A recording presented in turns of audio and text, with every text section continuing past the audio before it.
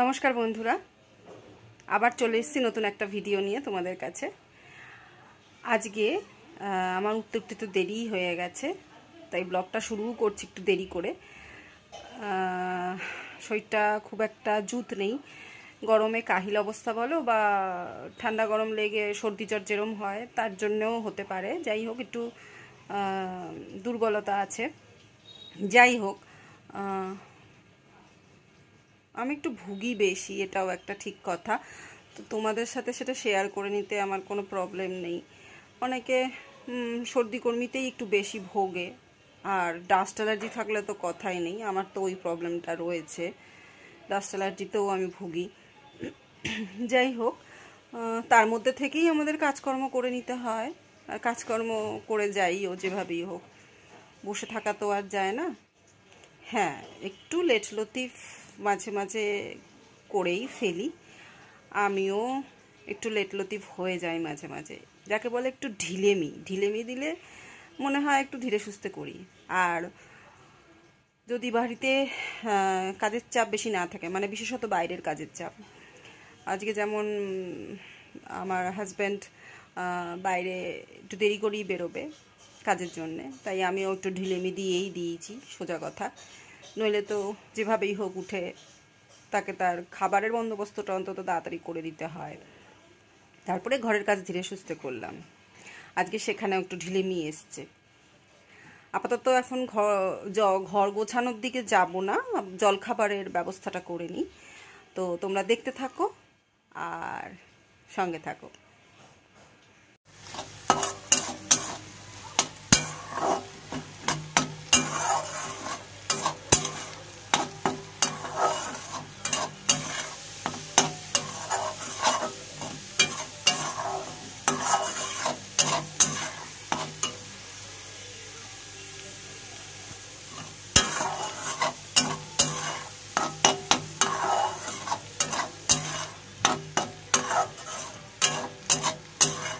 Chowmein বানানোটা খুব একটা কঠিন কাজ নয়, কিন্তু কোন সময়ের পর কোন জিনিসটা আগে পরে দিতে হয় সেটাই বেশি ইম্পর্ট্যান্ট।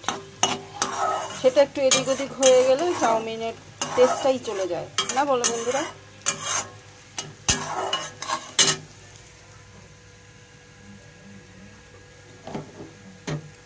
ঠান্ডা হয়ে গেছে, হালকা হালকা তলাটা একটু লেগে গেছে, যাই কেটে যাবে। এই দেখো বিছানার অবস্থা। ছেলে শুধু বালিশগুলো একটা জায়গায় সেট করে দিয়ে চলে গেছে ওর পাশের ঘরে দিদার কাছে, ওখানেই এখন বসে আছে। আমি আস্তে আস্তে এগুলো সব সারবো। বিছানা পরিপাটি না থাকলে সত্যিই খুব অসুবিধা হয়। এদিকটা পরে দেখছি, আগে জলখাবারের দিকটা দেখে নিই। হয়ে গেছে চাউমিন, কড়াটাই ঘুরে গেল। চাউমিনটা তৈরি হয়ে গেছে। আজ একটু হালকা করেই করেছি, যা গরম পড়েছে, বেশি ঝাল মশলা তেল দিয়ে না খাওয়াই ভালো।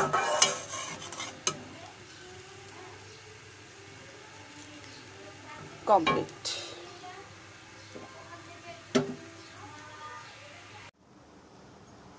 সাইকেলটা আপাতত এখানেই রয়েছে, আরও কিছু ছোট ছোট কাজ বাকি আছে, ওগুলো হয়ে গেলে সাইকেলটা একেবারে রেডি হয়ে যাবে। ছোটোবেলায় আমরা যেরকম কিছু জিনিস, নতুন নতুন জিনিস পেলে খুব আনন্দ করতাম, মেঘুরও এখন ওরকম অবস্থা হয়েছে, খুব এক্সাইটেড। কখন এটা পুরোপুরি ঠিক হবে, তারপরে ও যাবে সাইকেলটা চালাতে, সাইকেল চালানো শিখতে, ওই আনন্দেই আছে। বাচ্চারা আনন্দ পেতে থাকলে বড়দেরও আনন্দ হয়। তো আমরাও ছোটোবেলায় যখন কিছু নতুন জিনিস পেতাম আমাদেরও আনন্দ হতো। এখন সেগুলো আমরা নিজেদের বাচ্চাদের মধ্যে দিয়ে সেগুলো বুঝতে পারি, কিন্তু মুশকিল হচ্ছে এত আনন্দের মধ্যেও আমার মনটা খানিকটা খারাপ আছে। খারাপ হওয়ার কারণটা তোমাদের সাথে শেয়ার করেই ফেলি। আমার এক বন্ধুর মা হসপিটালাইজড, কন্ডিশন খুব একটা ভালো না। ওদের সাথে সম্পর্কটা পুরো আত্মীয়তায় দাঁড়িয়ে গেছে, মানে পুরো আত্মীয় হয়ে গেছে, বন্ধু কম আত্মীয়ই বেশি। তো ওর মা, মানে আমি তাকে কাকিমা বলেই সম্বোধন করি, শরীরটা ভালো নেই, অসুস্থ, হসপিটালে ভর্তি, কন্ডিশনও ভালো না। সব কাজ করছি, কিন্তু ওনার কথাটা বড্ড মনে পড়ছে। একবার গিয়ে দেখে এসছি ওনাকে। সব সময় তো গিয়ে থাকতে পারছি না, সংসার ফেলে, কাজকর্ম ফেলে রেগুলার যাওয়াটাও একটা দুষ্কর। ফোনে ফোনেই খবর নিচ্ছি।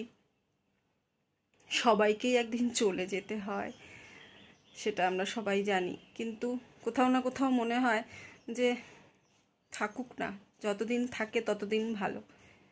আর যাদেরকে আমরা ভালোবাসি, ভীষণভাবে চাই, কখনোই ভাবতে পারি না যে তারা চলে যাক। যতদিন তারা থাকে ততদিন যেন ভালো। এই কাকিমার সাথে আমার সম্পর্কটা কোনো না কোনো পর্যায়ে গিয়ে অনেকটা গভীর সম্পর্কেই দাঁড়িয়ে গেছে। যোগাযোগ থাকুক আর না থাকুক, কোথাও একটা আন্তরিক সম্পর্ক থেকেই গেছে। সেই জন্য মনটা না বিষণ্ণ হয়ে আছে। সবই করছি, হাসছি, খেলছি, গল্প করছি, কিন্তু মনটা যেন মনে হচ্ছে ওখানেই পড়ে আছে। কেমন আছে, কি অবস্থা, কিভাবে আছে, এই চিন্তাগুলো না তাড়িয়ে তাড়িয়ে বেড়াচ্ছে। কি বলবো, যাই হোক, তোমাদের সাথে শেয়ার করলাম মন খারাপটা। সবার জীবনেই এরকম পরিস্থিতি যখন তখন আসে, কোনো ঠিক থাকে না কোন সময় কীরকম পরিস্থিতি চলে আসে, তার মধ্যে দিয়েই আমরা বাঁচি, তাই না? আন্টির পড়াগুলো সব ঠিকঠাক করেছিলি তো? হ্যাঁ, বকা খাসনি তো? ঠিক আছে, খেয়ে নে, তারপর আবার বাকি পড়া করবি। আন্টি হোমওয়ার্ক দিয়েছে? ঠিক আছে, বুঝতে পেরেছি। ও দেয়নি? তাহলে আমার কাছে পড়বি। হ্যাঁ ঠিক আছে, আমি ধরবো যা ধরার। মন খারাপ থাকবেই, কাজকর্মও থাকবে, সব কিছু নিয়েই আমাদের চলতে হবে। বেঁচে থাকা বোধহয় এটাকেই বলে। তবে ভালো মন্দর পরে যেন আবার ভালোটাই আসে। মন্দ যেমন আসে, খারাপ সময় যেমন আসে, তেমনি ভালো সময়ও আসে। এই মানসিকতাটা সব সময় বজায় থাকলেই আমরা সবাই ভালো থাকবো, তাই না বলো বন্ধুরা? ব্লগ তোমাদের কেমন লাগছে অবশ্যই অবশ্যই জানিও। আর ভালো লাগলে লাইক, শেয়ার আর সাবস্ক্রাইব করে দিও। আজকের মতো ব্লগটা এখানেই শেষ করছি। চলে আসবো আবার নতুন একটা ব্লগ নিয়ে। সবাই খুব ভালো থেকো, সুস্থ থেকো। খেয়ে নে তাড়াতাড়ি। হুম।